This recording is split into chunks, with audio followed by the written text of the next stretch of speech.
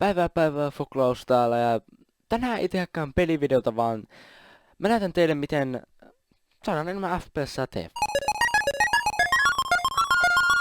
No, aloitetaan tämä juttu ja teen descriptionin siellä linkki tähän nettisivustolle, kun tänne näin. Heittää tähän näin, ja te menette rullatte tänne alas. Sitten panette tätä kaveria tässä näin.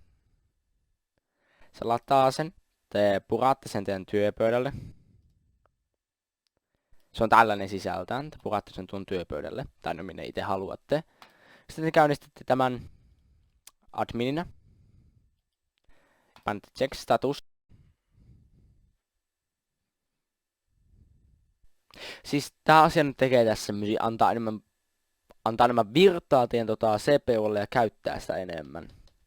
Mä näen itselläni 50 fps paremman tuloksen tehtävässä kaikki täysillä. 2600 kertaa 1400 resoluutiolla. 130 fps tasaisesti. Ja tää ei vaan estää vaan tämmöisiä lag-spikeja, mikä tapahtuu. Se on 60, sitten menee 10 ja takas 60. Se kun te olette ottanut tämän, niin painatte tätä unpark all, mutta kun mä oon tehnyt kaiken, niin silti unpark all, se tekee sen prosessin. Teidän selkeä. Sen jälkeen te pitää käynnistää tietokone uudestaan. Mutta seuraavan kerran kun menet peliin, niin sulla pitäisi olla aika iso FPS-suurennus. Ainakin itselläni tuli 50 FPS lisää. Ja se tuntuu vähän tavallaan sulavemmalta. Mut joo, tää oli tämmönen pikku tutoriali. Nähdään seuraavassa videossa.